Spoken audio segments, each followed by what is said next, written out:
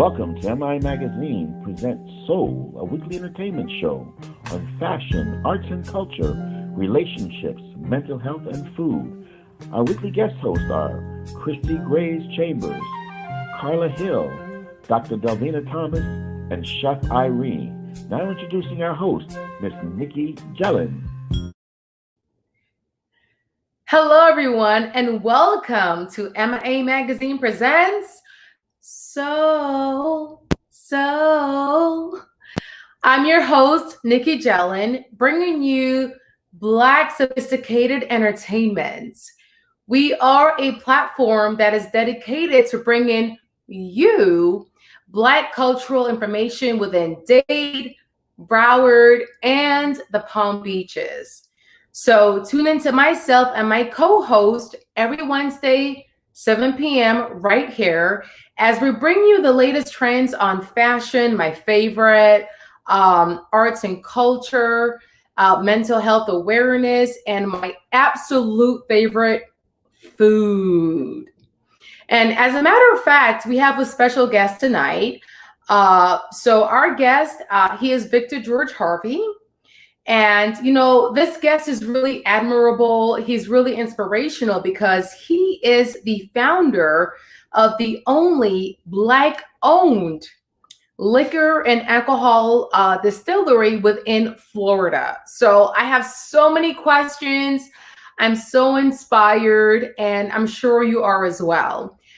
So before we speak to Mr. Harvey in a couple of minutes, just stay tuned.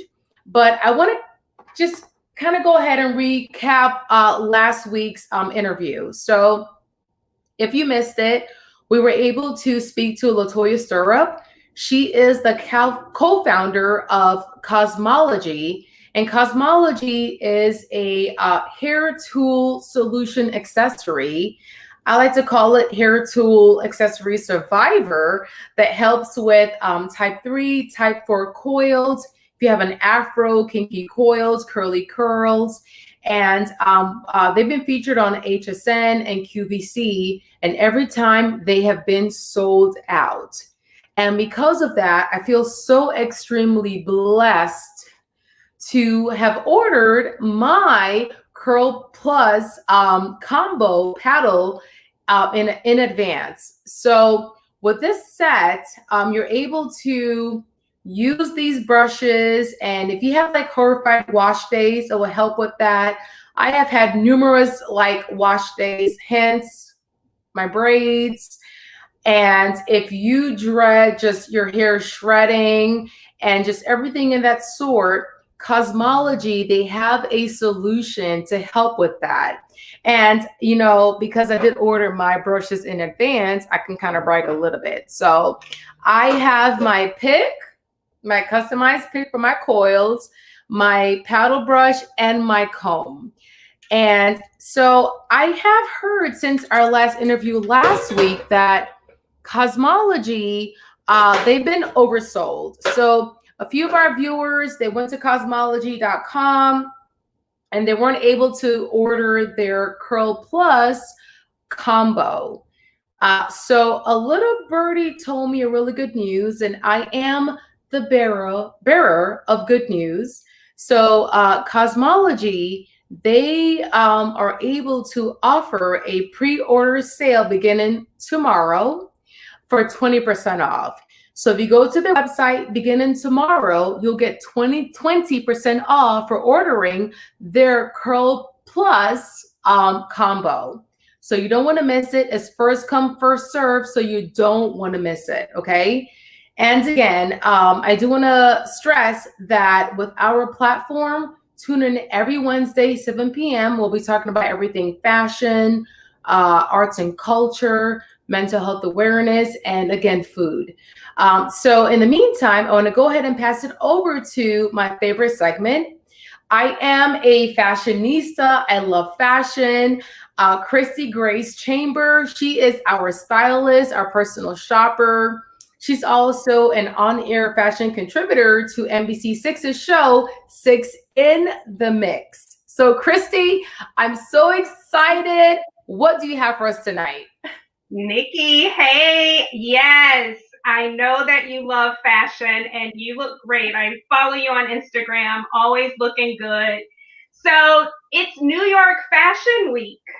So a lot of people don't realize that, but it is New York Fashion Week. So right now, I want to let you know that I was fortunate enough to attend last year. Such a great vibe in the city. I got to go backstage at one of the shows. So thanks, Carol, for that hookup. It was so much fun, and I hope to get to go again.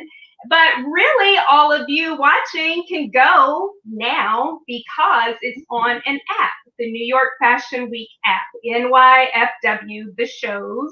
But you don't have to watch the shows on the app because I'm about to tell you about what I deem important for you. So there are three things that I noticed on watching the fashion shows. Number one, stripes are going to be very popular. So keep in mind that for the fall shows, this is what's going to be popular for spring. So spring 2021. So stripes of all sizes, vertical stripes, horizontal stripes. So a lot of designers showed stripes. So keep that in mind. The next thing, which isn't so new, are ruffles. Ruffles are everywhere. A lot of the designers had ruffles. It's that still feminine kind of romantic look, the puffy sleeves, the florals. That's why I wore this. But ruffles, including like the tiered skirts that were popular in the 90s. So that's going to continue for spring. And then finally, the third thing that I noticed were big gold earrings. And Nikki, I see that you're wearing big gold earrings, and so am I, the long earrings. And typically on the runway shows, the designers don't really show a whole lot of jewelry because they're focused on the clothes. But this stood out to me, so I wanted to share that with you. Now let's talk about some of the Black designers. So there is Tiffany Brown, who is an Atlanta-based designer. She has also presented during Miami Fashion Week, but all of her clothing was pink and green, even for the men. So men out there, would you wear a pink suit or a green suit? So another Black designer is Levi by CK, and she showed a lot of pink and green also. So I'm thinking a lot of pinks might be very popular for the spring. And she also has a lot of bold prints. So you see the gentleman in the center. So I'm wondering if a lot of people, men, would wear that fabric and that print. I actually love it. I love prints and designs, especially on jackets. And then finally, I want to talk about Carmelo Anthony. So Carmelo Anthony, the basketball player, actually has a fashion line that he did. But what he did was he pulled together 7 Black designers, and he said that he tasked them with creating a piece of clothing that honors their joint vision of the Black movement. And this was my absolute favorite show, simply because look at it, it's 3D. So you don't even have the models. So you can really pay attention to the message and what's shown on the clothing. So great message. And one final thing before we go, Nikki, I have to let you know that Haitian American designer Kirby Jean Raymond, whose line is called Pyre Moss, he won the Council of Fashion Designers coveted Best Menswear Designer of the Year. So kudos to this young Black man winning that coveted award. So that's my New York Fashion Week. So until next, Nikki. Yeah. I have a question. So okay. I know we're talking about the New York Fashion Week. It's like mainly like pink and green. Is that maybe like a play on the sorors with the AKAs because there are pink and green? I'm just asking, that's all. You know what? I didn't research, so I don't know if Tiffany Brown is a soror. I'm a member of Alpha Kappa Alpha Sorority Incorporated, and we wear pink and green. But you know, we're friendly women, so we let whoever can rock pink and green beautifully rock it. So I cannot confirm or deny, but I'm glad to see it on the runway. Awesome. Oh my gosh. Well, thank you so much, Christy. I will be tuning in this week. And I do want to add that Christy is the stylist for Betty Davis on POG Channel 10. So make sure you tune into Betty Davis Styles, curated by Christy Grace Chambers. So thank you so much, and we'll see you next week. So now to our co-host, our next co-host. She is our board certified psychiatrist, Dr. Delvina. She is a mental health awareness advocate, and she's also the host of the Brain Love podcast. And I'm so loving her outfit. So, okay, Dr. Delvina, it's been a really heavy year for us. There's so many things going on. We're now in September and it's still heavy. So what do you have for us tonight? Hello, Nikki. And so I know we just talked fashion and Christy was talking pink and green. I am a member of Delta Sigma Theta Sorority Incorporated. So we love our crimson and cream. Just wanted to add that in there. So yes, but is everyone ready to take the couch?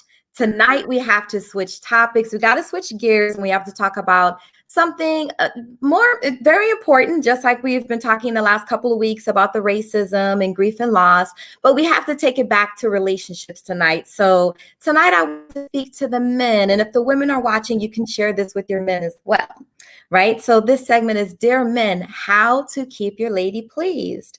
And so, Nikki, can you guess what is the number one reason why relationships don't make it? What do you think? I'll give you multiple choice.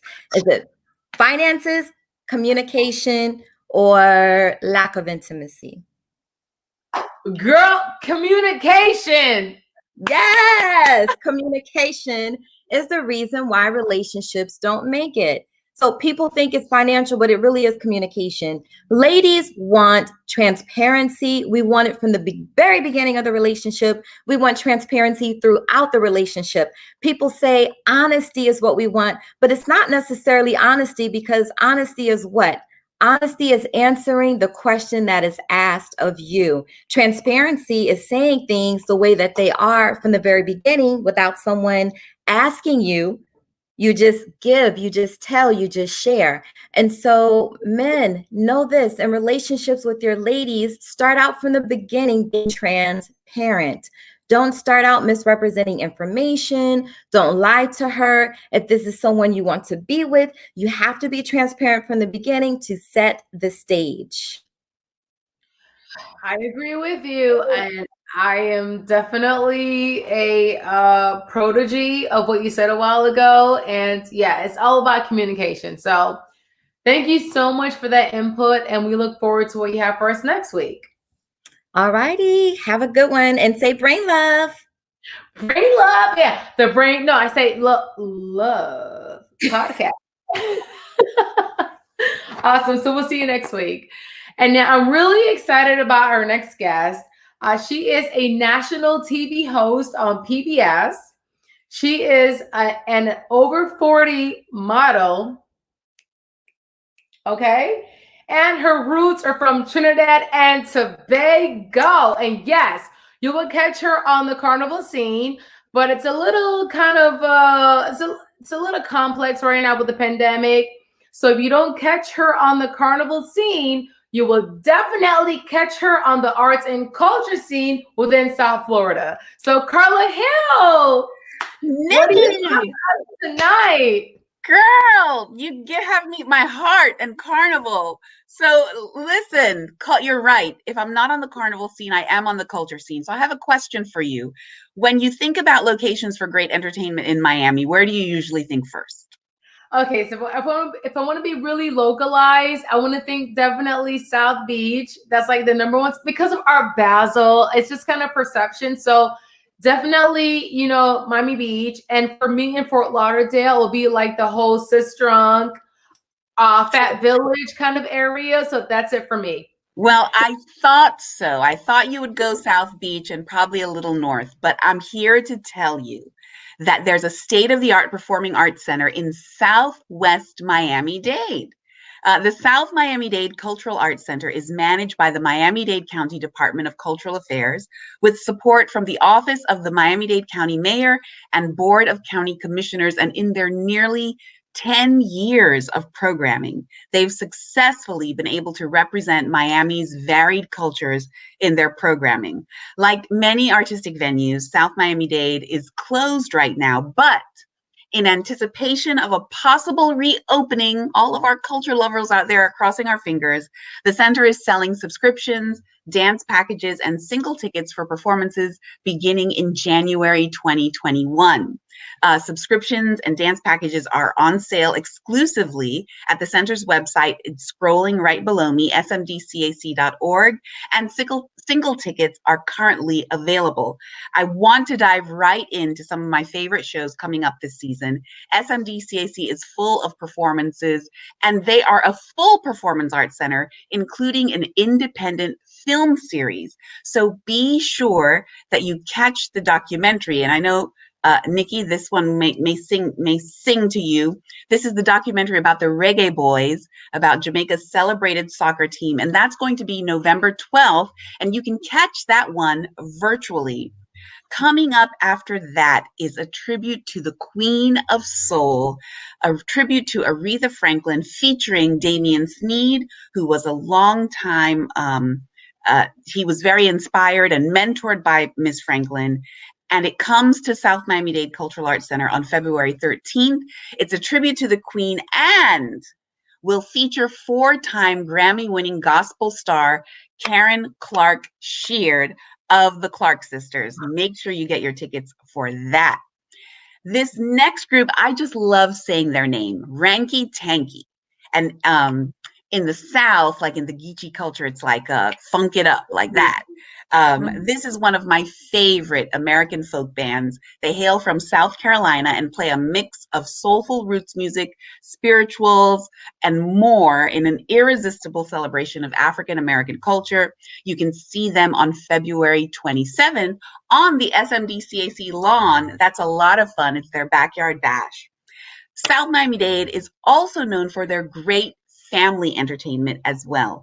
Check out Collision of Rhythm coming on February 28th. This show includes tap dancing, jazz, and classical instrument. Yes, virtuoso Aaron Williams and beatbox juggling star, my goodness, that's a lot, Bonker Lee. They create joyous, interactive, family-friendly shows. Check that out February 28th.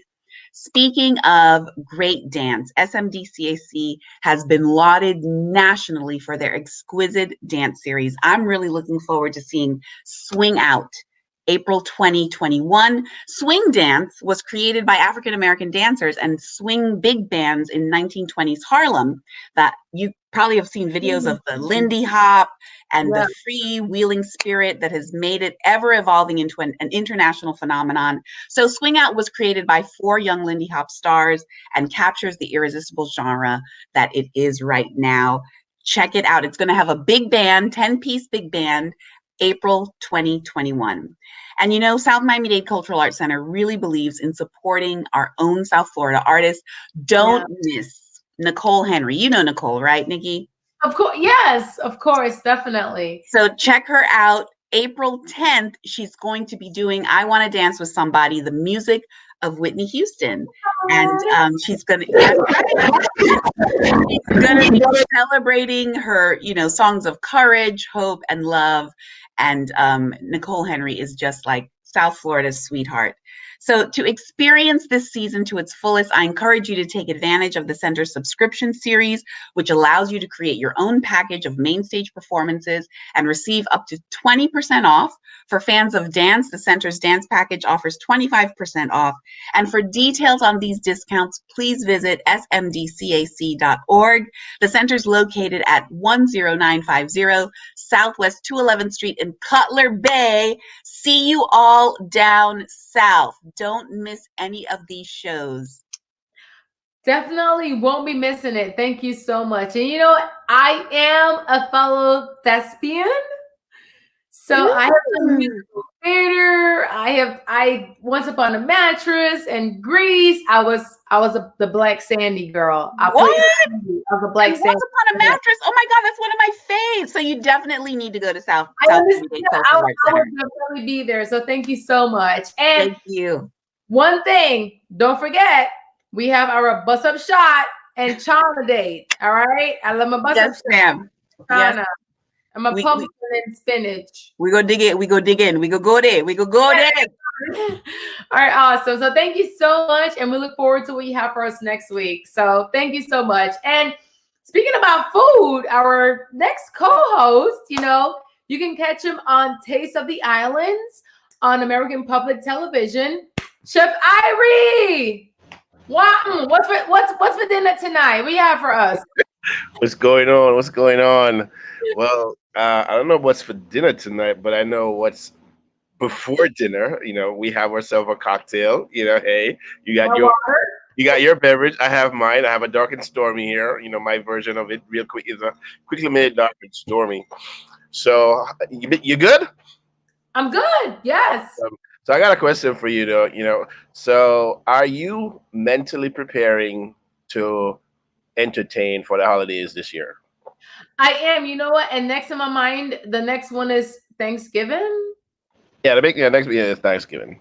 I'm So definitely ready. Yeah, it's a little bit. The pandemic has everybody kind of on edge, so I'm open to what you have for us tonight to kind of. But you yeah, know, yeah, we just want first I want to say everybody that with everything that's going on, I think it's a great time. It's not ever too early to think about what you're going to do for the holidays. Everybody say, "Oh my God, it's September," but guess what? They started putting out Thanksgiving stuff in the stores in in July and August, and Christmas decorations are already up. So it's not only subliminal; it's not subliminal anymore. So yes, so Thanksgiving is going to be our first big holiday, and I think always a good time for family. And then of course we have Christmas that's following up. So for me, I just want to let everybody know that yes, you can have great family vibes, this year at the holidays. And if you're not planning on cooking yourself, guess what? We are here for you. But the one thing I would like to challenge everybody that's going to entertain this year has been a very abnormal and an unusual year. So I'm challenging everybody that's planning, whether it's Thanksgiving or for the Christmas, to do something unorthodox in your menu planning this year. Do something different, something that you've never done before, something that will be fun. If you've always done turkey, do something else. And if you've done traditional, I'm challenging you this year to do something non-traditional for your holiday series. Whether that's going outside the ethnic lines, going outside the traditional American lines, whether that's Caribbean, Indian, Latin American, Peruvian, Portuguese, do something different this year, because I think that's going to help you sort of vibrate a little differently when you see this, the same old. So that's what I'm challenging people to do this year. Do something non-traditional, and then even if you're using the same, tried and true menu, season it differently. I implore you to utilize seasonings that you've never used before. If you've just done your garlic, black pepper, salt and pepper, on your turkey, I want, there goes that big fat turkey right there, with nice herb butter and truffle and all that oil in the seasoning. I implore you to do something different. If right next to the turkey right there, we got some oysters. We got some jerk oysters with jackfruit salsa. So that's like a combination of Caribbean, and some seafood stuff right there. Those could be appetizers. So try to think outside of the box a little bit. And if you're not able to do that, well, you can always call myself, a private chef or a caterer. That's what we're here for. Yeah. So definitely think about it. Start thinking about it. I have a question. So how Yeah. soon do they start preparing out for like their Thanksgiving festives? Like, All right. So one of the things that you really want to do, especially when it comes to holiday planning and food prep, is first have an idea what you're going to do, write it down. When you write it down, then you start having the steps of how you're going to prepare. So usually a few days out, sometimes depending on how many dishes that you're thinking of making. But the first step is always to have a plan and write that plan down so you can see, especially from the shopping, and tick it off, because we're doing so many things during the holidays. We get so bogged down that when it comes to the holiday planning, make that list. When you make the list, just keep going, checking it off. And a good rule of thumb is to do prep the dishes that takes the longest, especially if you have anything to marinate, the meat, seafoods, and stuff like that. Dessert. Make your desserts ahead of time. Okay, awesome. All right, well, thank you so much. Okay. So, as I said, live, love, laugh. My water right here. Thank you so much. Cheers. Drink nice cocktails. Food on fire every time. Okay, and we look forward to your next segment for next week. So now the moment that I have been waiting for, that you have been waiting for. So our featured guest tonight, he is really admirable, inspirational, and I have so many questions because this guest is the only Black-owned owner of a alcohol liquor distillery within Florida. So Victor Harvey. And I just want to thank you so much for being our guest tonight. And Victor, hello there. You're on mute. You're on mute. Unmute your screen. There we go. Good evening. How are you? I'm so great. I feel so honored to interview you tonight. You're one of our special guests, and it's really just admirable because you are the founder of Florida's only Black-owned liquor distillery. Just vodka brands and overall spirits brands. So thank you so much for being our guest. And no, thanks for having me. Yeah, definitely. I want to get right. I have a lot of questions. Well, first, I do got to say, Chef Harvey, who I know him personally, I admire him. We got to come up with a different drink. So that utilizes VG. So having said that, let's go. Yeah, okay, we'll work on that. And I will be the first one to sample it. Definitely. Right. So let's get right into it. So what or whom inspired and influenced your move into the spirits industry? And I'm asking this because when I think of the spirits industry, it's really not Black dominated. And for you to be in that space, it's like a whole nother volume. So who was your inspiration, or what inspired that into that industry? Well, so it started a long time ago. My father used to make wine at the house and things like that.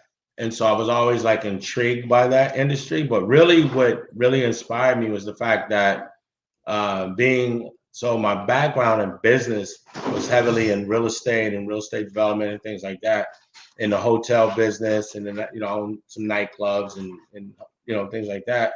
But when everything went south in 2007, 2008, I saw how people were still coming in. They were spending crazy money on alcohol and things like that, but none of us were in that space. And not even just us, but individually owned brands and private label brands and things like that.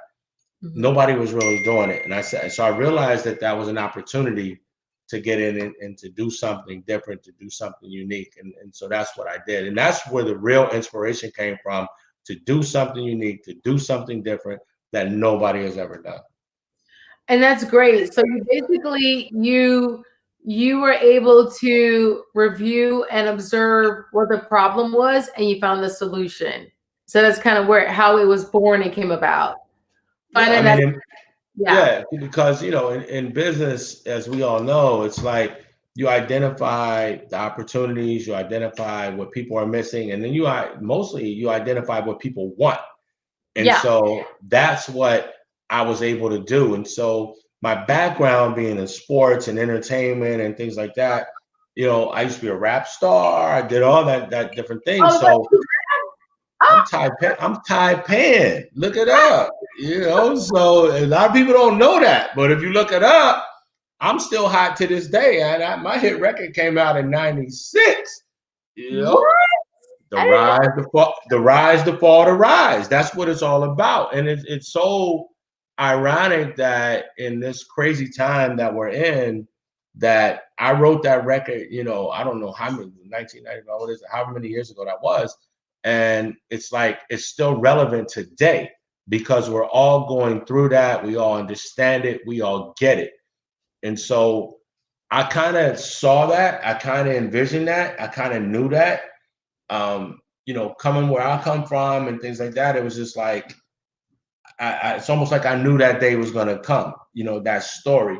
And I just always wanted to be that inspiration, that hope that we can all do it. We can all make it. It doesn't matter what color you are. It doesn't matter what race. It doesn't matter what gender. None of that really matters. It's all about that focus of wanting to succeed. Yeah, and that's what it's all about. So my next question is, so I know that the overall brand, it's Victor George. So Correct. how come not Victor Harvey? So why does a brand bear your first and your middle name and not your last name? Because Victor Harvey sounds corny, you know. So it's all about it's all about, you know, a lot of business, a lot of marketing is about branding. It was never about me in terms of like putting my name Victor Harvey on something. So it was never about that. It was about what is catchy, what is something that we can brand beyond just a vodka brand. So we're working on a deal now on one of our properties. We're going to build the first Victor George hotel. And so we wanted something that people can resonate with. So, I mean, what does Marriott mean? If you don't know George W. Marriott, it doesn't mean anything, right? But Marriott is probably one of the most recognized brands in the world. And what happens when you stay at any Marriott property, you know the consistency that you're going to get. You know what to expect. And that's brand wide, everything. And so we wanted to create something that you know, that put that consistency out there of quality and things of that nature. So we felt like the Victor George name was a good place to start. Yeah, and it's really catchy. It's cute. Not to mention, hold on, George Foreman named all 7 of his sons George. So I'm just saying. He changed their middle names, but their first name is George, and he's mega successful. So I said, if he can do it, let me put George in mine. Anyway, go ahead. Exactly. It'd be like a little catch to it. Okay, I understand. Yeah. So now with Victor George vodka and Victor George spirits, and for me, again, it's really admirable because it's the only Black-owned liquor distillery within Florida.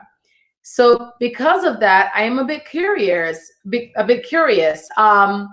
So this field, it's really, I guess, dominated by, I guess, white and perhaps Hispanics. But because you were able to kind of break that barrier, being like the first, what challenges and obstacles have you faced?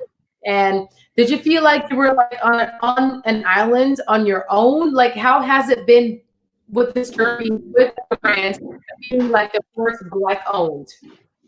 Well, you know, in today's world, you know, it's tough to say, you know, you're the only one because you never know what somebody's coming up with. I've heard about, you know, some other ones. I haven't validated it. I really don't know. You know, if they're, you know, what they're doing, and that's not really our focus. I think instead of focusing on being the only, I think, you know our focus is on being the leader in that industry. I do know that when it comes to distribution, we are the only Black-owned distributor of alcoholic beverages in the state of Florida, and probably one of the only in the whole United States. That I do know. In terms of distilleries, you know, I don't know that. I haven't validated any others. And, you know, our focus is on being able to bring other Black-owned brands into distribution, whether that's wine, whether that's beer, whether that's spirits. And so our platform is a little bit different. Even though we can make our own spirits, we can do, all these different, from bourbons that we have coming out in 2 months. We have a tequila in the making. We have a gin coming out the first quarter of next year. So we have a lot of different things that we're coming up with, as well as some hard seltzers and some other things that we're working on. But our platform is a little bit different. We want to be a roadway for other Black-owned brands to get into major distribution and major retailers. And that has been the gateway. That has been the barrier to entry for other Black-owned brands.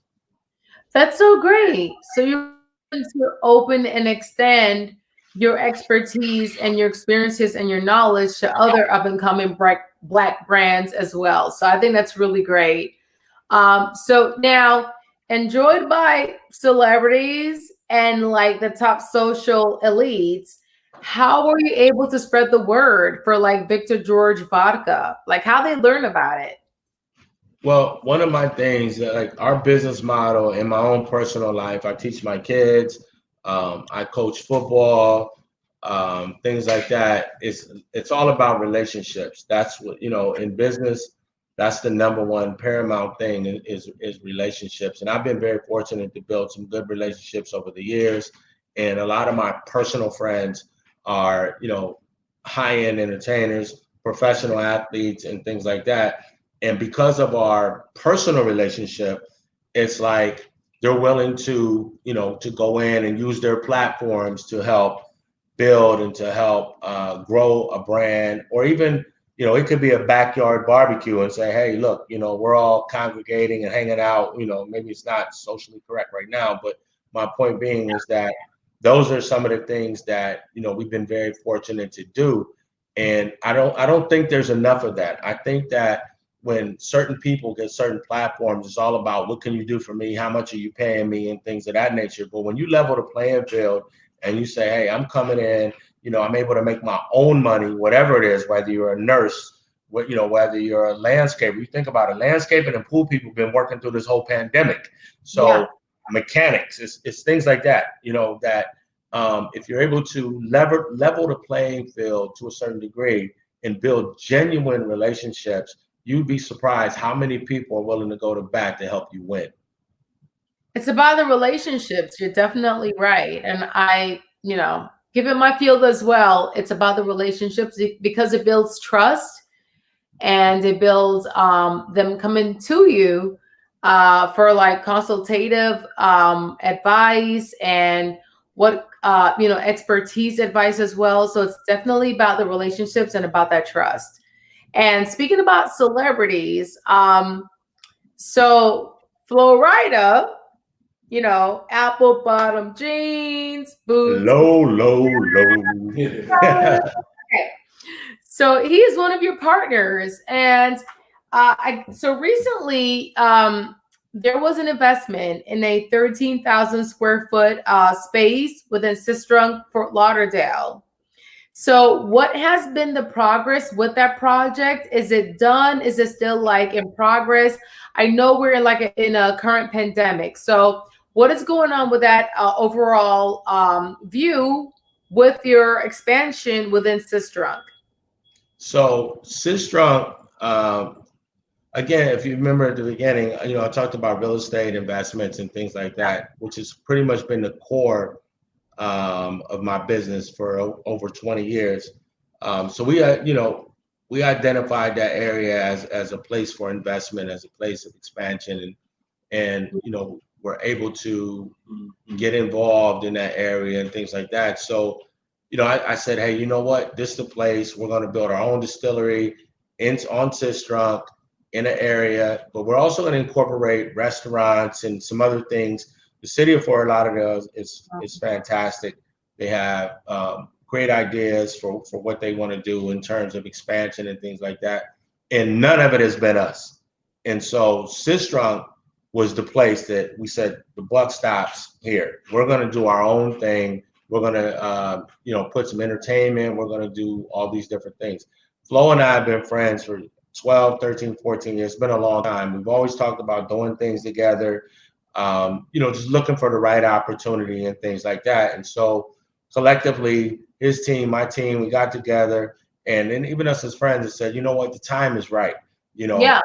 and we were gonna, start it obviously earlier this year, and but it's a blessing and a curse that this whole situation happened, because it allowed us to do some rebranding, to do some things that we wanted to do, and so we're very excited. And it's all about ownership. It's not about the days of celebrities putting their faces on brands and endorsing brands and getting a check, in the beginning, and the quote unquote powers that be, the big, companies of the world, are the ones reaping all the benefits. Those days are over with. It's all about ownership. And so we came to that conclusion, and I couldn't think of anybody better to partner with than my friend, my brother, somebody I trust. And today happens to be his birthday. So shout out to Flo on his birthday. And we got some big things coming. And Flo, he's international. He has his own ideas in terms of what we want to do in developing other spirits, whether it's rosés, cordials, whatever it is. And so it's a very, very, very exciting times for us as businessmen. And that's what we are before anything else.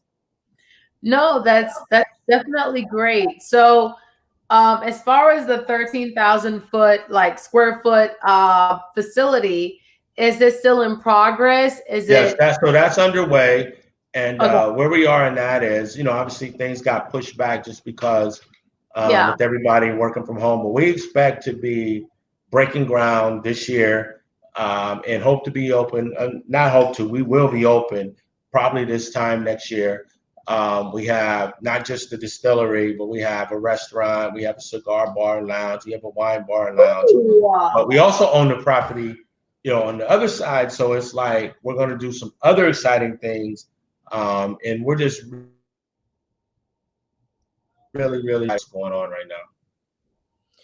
Okay, no, awesome. So I do have some other follow-up questions. So you just said a while ago, with a 13,000 square foot expansion, you do have other visions in place as well. So outside of the distillery, you're going to have restaurants and venue options as well. Is that what you said? So the way that particular building is constructed, the whole first floor will be a distillery. The second floor will house about a 2,000 square foot restaurant and about a 1,500 square foot cigar bar. The third floor will have a wine lounge, as well as meeting space and some offices. And then we're looking at maybe doing a rooftop lounge and bar. We just got to kind of see how it happens. That's all under one facility. It's probably never been done. I don't know that. I can't say that. But I know that it's very innovative. It's going to be a great building. The design is amazing. Working with the best architects, the best land use attorneys, everybody. So everything is good. Yeah, I'm really familiar with that area. There's so many developments going on right now within that area.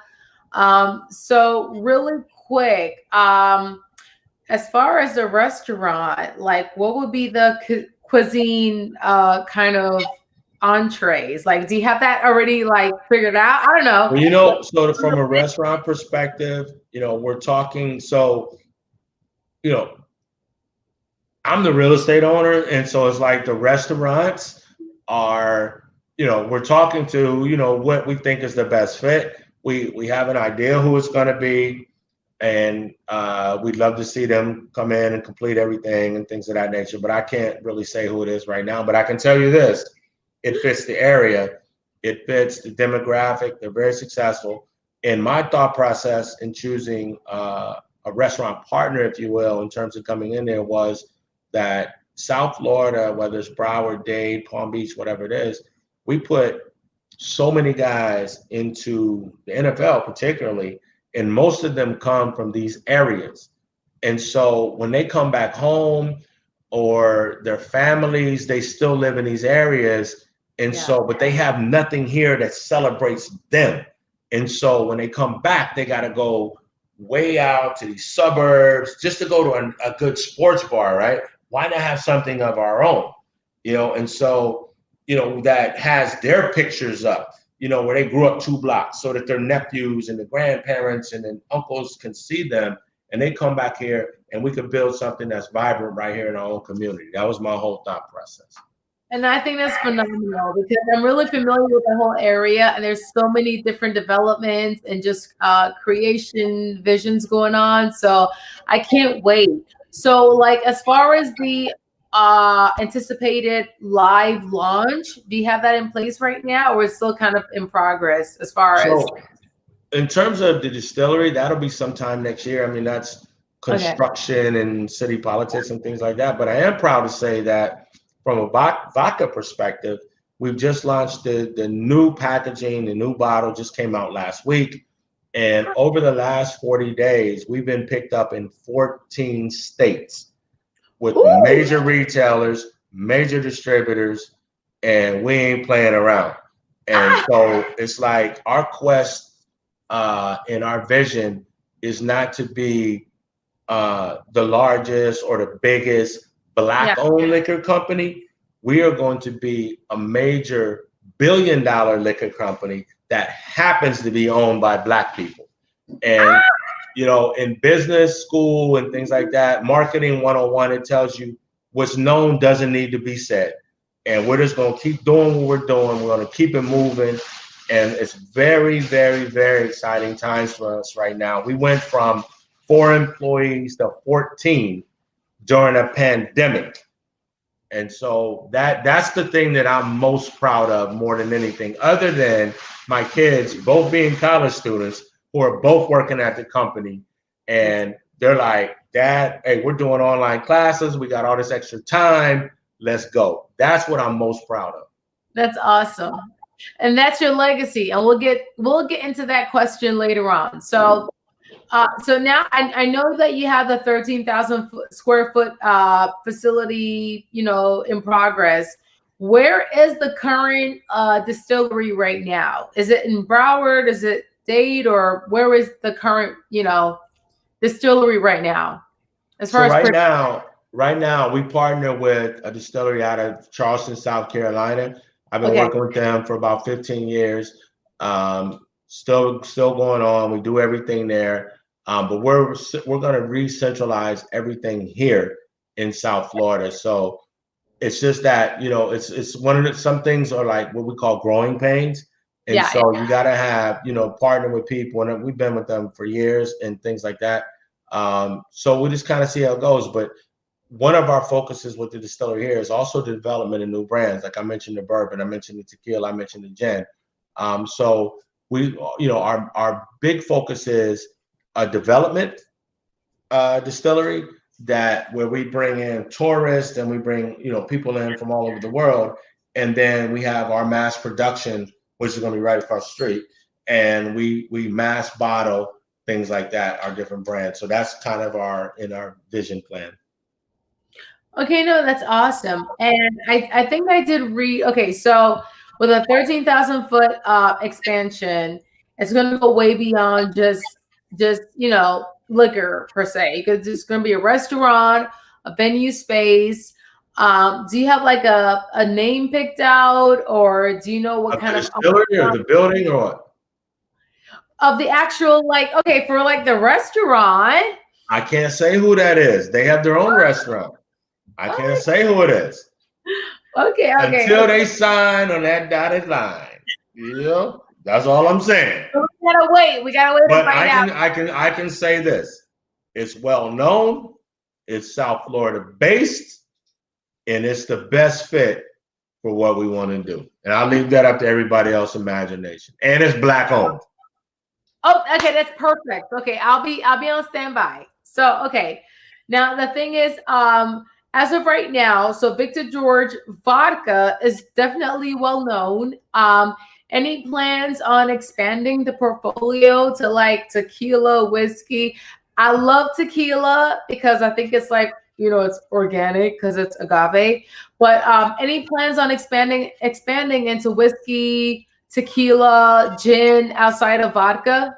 Well, yeah, as I mentioned, so we have a bourbon coming out. What is October? It'll be out sometime during October. Then we, okay, yeah. So that's coming out. That's already done. The gin and the tequila will probably come out the first quarter of next year. And then we're working on some other things like some hard seltzers, some prepackaged cocktails. So, for example, we would take the VG vodka, and you can buy prepackaged cocktails like a Moscow Mule. You could buy some of our own signature cocktails that you can buy in packages of like 12, things like that. So we definitely have some things in the formulation process. So it's exciting times right now. Okay, good. I look forward to that. I'll be trying all of them. Okay. With some water in my hand. Okay. So what makes Victor George vodka clean and smooth? That's one of your taglines. It's clean and smooth.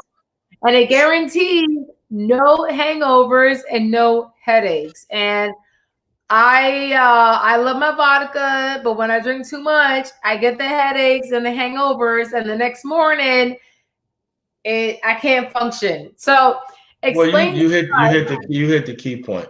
When you drink too much, yeah, nobody can guarantee anything, right? Because you're dehydrated and you're gonna have all kinds of things going on, right? But what we do is we utilize, a patented finishing process that, without getting scientific and things like that, but drinking alcohol, no matter what it is, whether it's vodka, whiskey, tequila, whatever, is made up of three different types of alcohol. And there's certain things that are called congeners, and that's what causes you the hangovers and headaches. And so we utilize a patented process, finishing process, where we remove that at the molecular level so that it's not there. Now, obviously, if you drink too much, it is what it is. You can get sick, you can get a hangover. I mean, get diabetes. I mean, we don't guarantee any of that. But, so when we say that, obviously there are, certain parameters that go with that. And that's why we, and every liquor company says, drink responsibly, enjoy responsibly, things like that. And so that's what it is. But when we created this VG vodka, it was like, I had one thing in mind, is that, I wanted to be the smoothest vodka ever made. I've traveled all over the world, and the thing with vodka is, they're like, oh, there's no odor, there's no taste, whatever. That's all BS, right? And so it's like, you need something that, what we wanted was something that has a smooth entry and a smooth finish. And we believe that we have that. It's that VG, baby. Well, I'm going to try it because I need to find that liquor that promises no headaches and no hangovers, because, for me, after a couple of drinks, I'm like, okay, headaches and hangovers. So I'll definitely be, trying Victor George and, and making sure that there's no headaches and no hangovers. So definitely. No, I get it. I mean, so my next question is, now, do you normally drink straight up, or do you have like a special recipe that you like to, indulging with Victor George vodka? Are you straight up, or do you mix it? I don't drink that much, right? But it's different when it comes to vodka. It's kind of like, so if you study the norms and the international thing, the best vodkas are the ones that are neat, like you're doing, or the ones that, are chilled. That's how you can kind of determine if it's really good. We have some very unique cocktails. It's all on our website, things like that. Yeah. GeorgeVodka.com, just in case. And so we have those kind of things. But I always invite people, if you haven't tried it, try it neat, try it chilled, if that's what you like. And then you go from there. And then you can mix it with anything at that point. But what about you? Like, okay, so for me, I like a splash of cranberry, maybe some pineapple. What do you normally do your splashes of? It just, I don't know. I do it just like this. Wait, that's kind of pink. Your drinks. I see some pink in there. What's that? That's that cran mango, baby. That's that VG life. I'm Okay, just saying.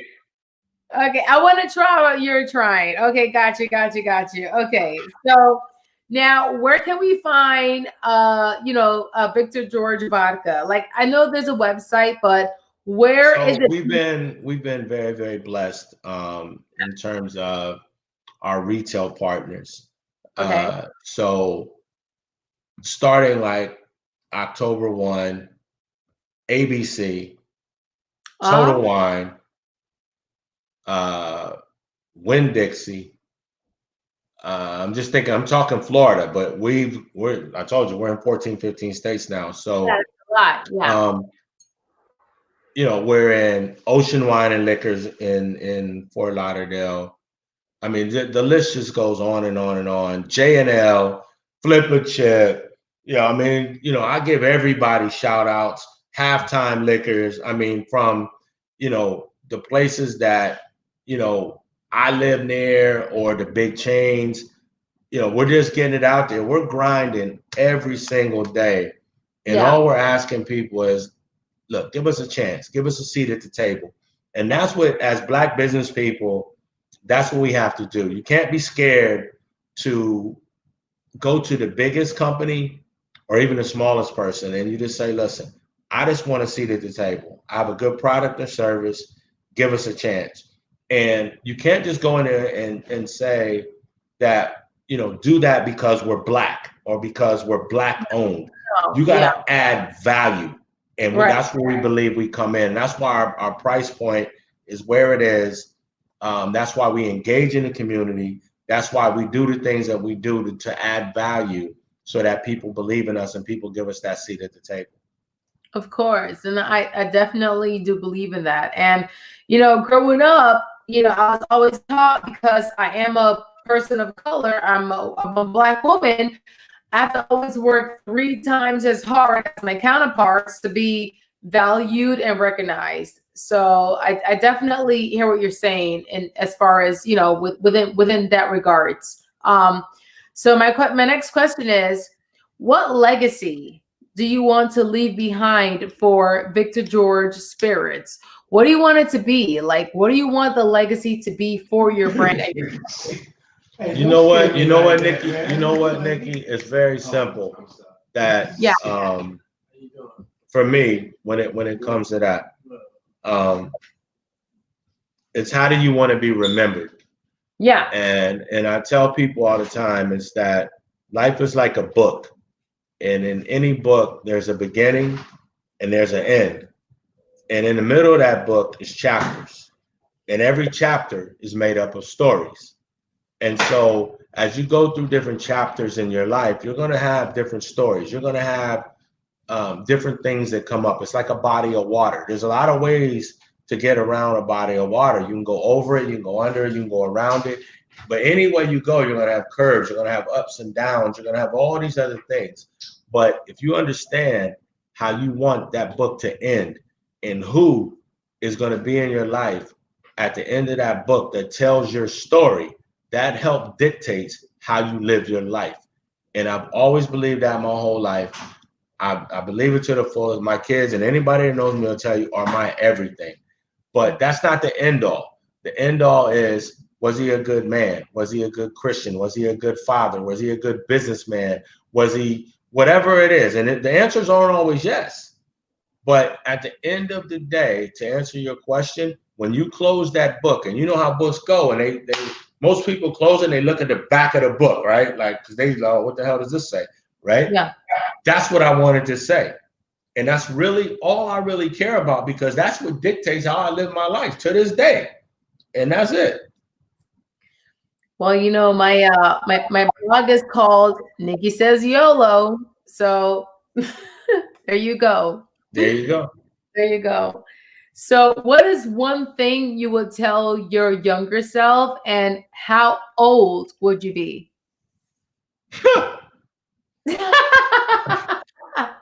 Take your time. Take your time.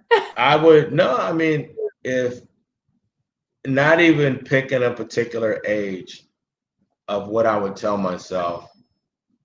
The one thing I would say is stay the course. Yeah. You know, believe, trust in yourself, because everything else, I'm not saying will let you down. Everything else has the ability to let you down.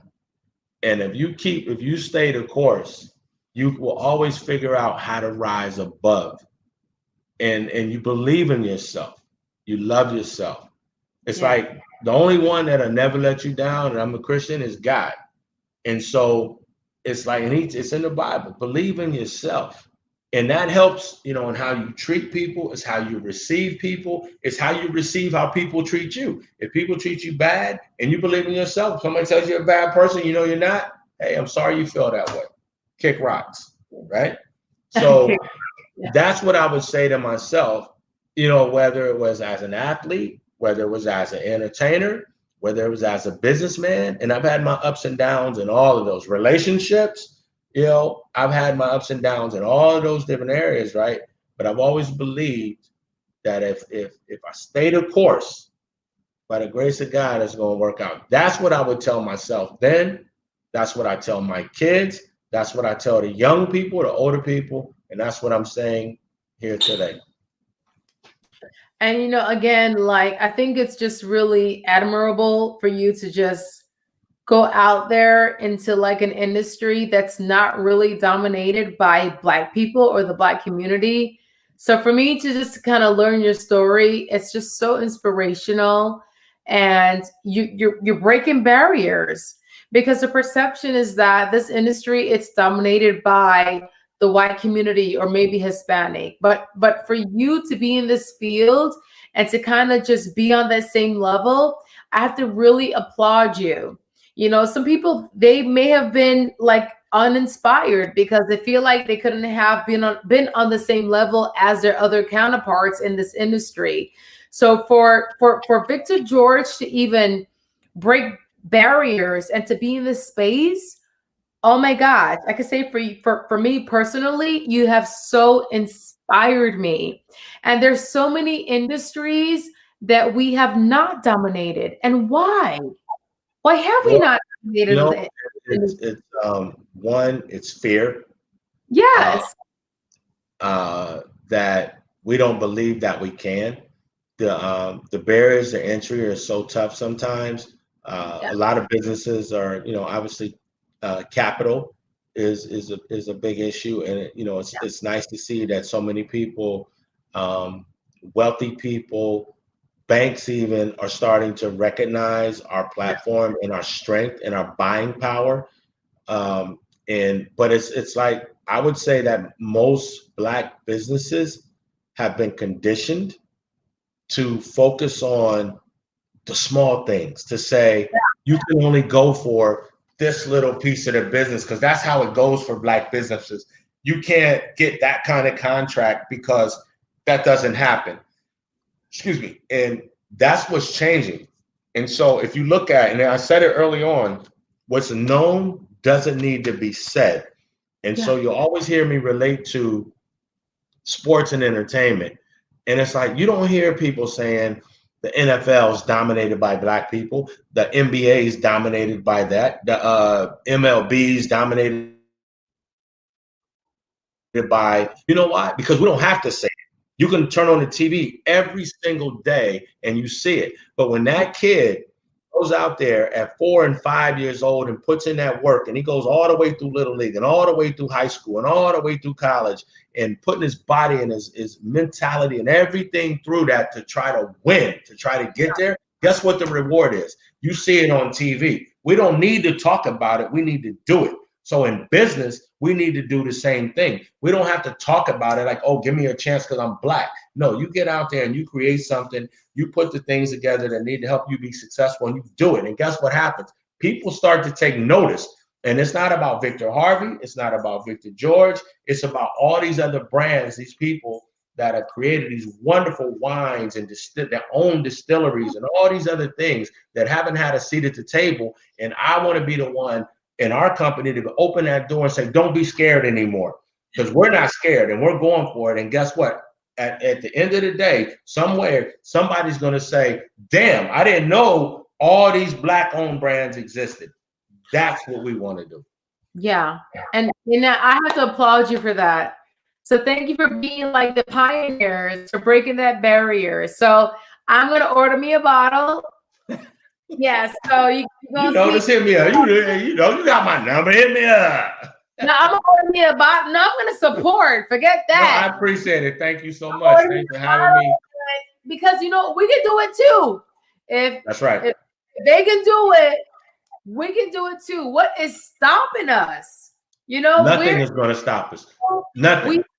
Expertise. We have everything that they have. So why can't we do it too? So I'm so happy that you're doing this, and thank you so much for being our guest tonight. Thanks for having me. Yeah, definitely. Yeah. So I'm all over your page. I'll be getting my bottle soon, and then you'll know when I get my bottle because I'm gonna be all over Instagram tagging and hashtagging and captioning. So I appreciate it. All right. Thank you so much. Thank you so much. All right. Have a good night. You too. And this show was brought to you by the Florida Lottery. And next week's guest is a lottery winner turned developer and now a jazz lounge guru within Fort Lauderdale. His name is Miguel Pilgrim, and he's brought a little Memphis, Tennessee, blues, that kind of vibe to Fort Lauderdale.